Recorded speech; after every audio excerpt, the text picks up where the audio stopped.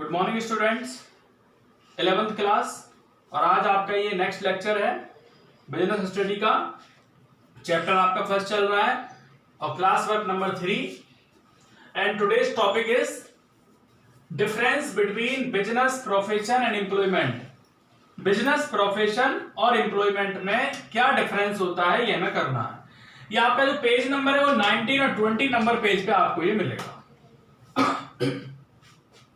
तो पहला डिफरेंस है कमिटमेंट, कि हम कब इसे स्टार्ट कर सकते हैं। कमिटमेंट कब कर सकते हैं, स्टार्ट कब कर सकते हैं।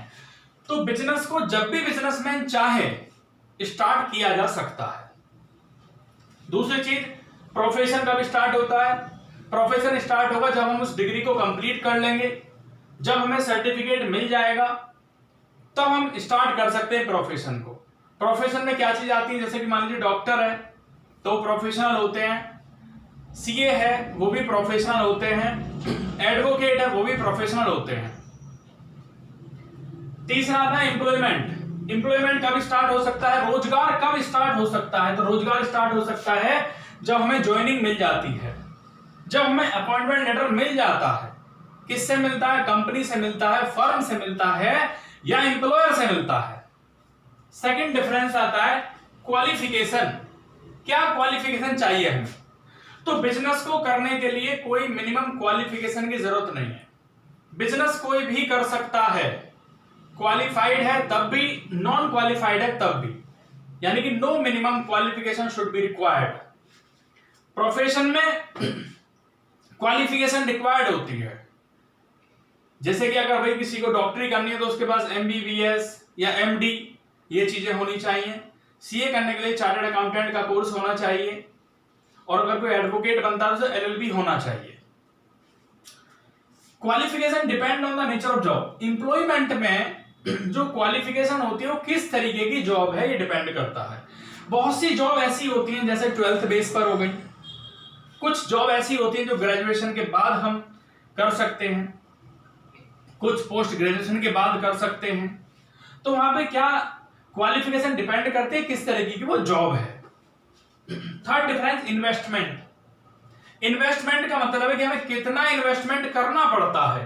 तो बिजनेस में जो इन्वेस्टमेंट होता है वो बिजनेस का साइज कैसा है, छोटा बिजनेस है, स्मॉल लेवल पर है, मिडिल लेवल पर है या लार्ज लेवल पर है। तो किस तरीके का हमारा बिजनेस है उस पर डिपेंड करता है कि भाई कितना इन्वेस्टमेंट हमें करना पड़ेगा। यहां पे लिमिटेड कैपिटल इन्वेस्टमेंट की जरूरत होती है। भाई जितने मान लीजिए किसी कोर्स में लगेंगे उतना ही आपको इन्वेस्टमेंट करना पड़ेगा। डॉक्टर बनने के लिए कितना पैसा खर्च करना है, या एडवोकेट के लिए कितना पैसा खर्च करना है, या सीए बनने के लिए आपको कितना पैसा खर्च करना है, वो एक लिमिटेड अमाउंट है। No capital investment is required. Employment में कैपिटल इन्वेस्टमेंट की कोई रिक्वायरमेंट नहीं होती। एक बार मान लीजिए जॉब लगी तो हमें कोई कैपिटल थोड़ा हमने इन्वेस्ट करना है। वहां पे जॉब है तो वहां से आपको सैलरी या वेजेस मिलती रहेगी। रिस्क। बिजनेस में, in business there is always risk and uncertainty. Business में हमेशा रिस्क रहता है, अनसर्टेनिटी रहती है, अनिश्चितता रहती है। प्रोफेशन में लिटिल रिस्क रहता है। प्रोफेशन क्या रहता है भाई, कम रिस्क रहता है। और एम्प्लॉयमेंट में कोई रिस्क नहीं होता। मान लीजिए एक बार जॉब हमारी लग जाती है, हम अपॉइंट हो जाते हैं तो वहां पे कोई रिस्क नहीं होता।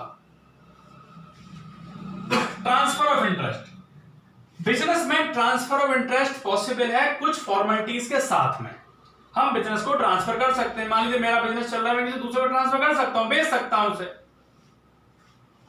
यहां पे transfer of interest is not possible. Profession में पॉसिबल नहीं है। मान लीजिए अगर कोई एडवोकेट है तो वही रहेगा, भी दूसरे को थोड़ा ना वो एडवोकेट बना देगा।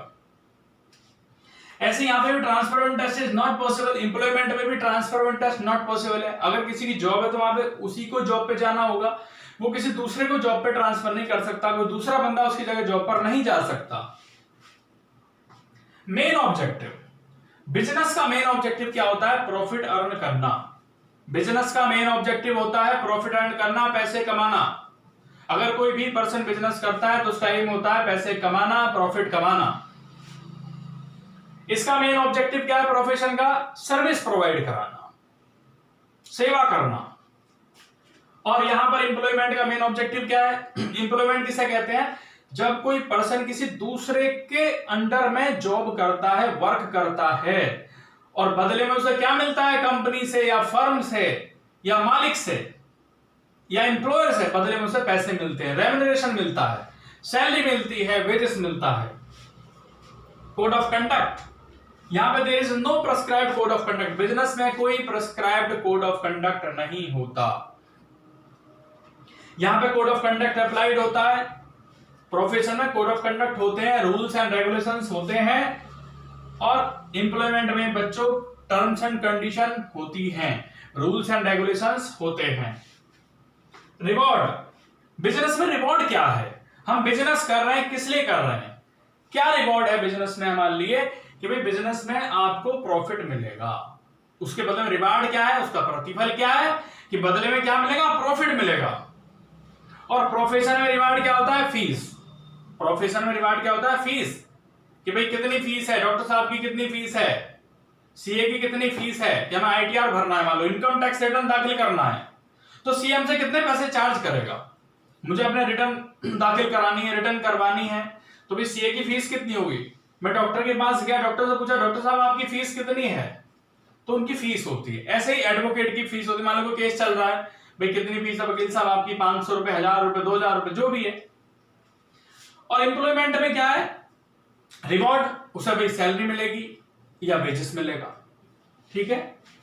इसके बाद नेचर ऑफ वर्क इन्वॉल्व, किस तरीके का वर्क होता है? तो बिजनेस में जो वर्क होता है वो होता है प्रोडक्शन, उत्पादन करना, परचेज करना, खरीदना, बेचना, ये सारे काम आते हैं आपके बिजनेस में। और यहां पर क्या आते हैं बच्चों? कि क्या सर्विस हम प्रोवाइड करा रहे हैं, किस तरह का हमारा वर्क है, क्या वर्क हम दे रहे हैं, कौन सी सर्विस हम प्रोवाइड करा रहे हैं। और यहां पर क्या होता है?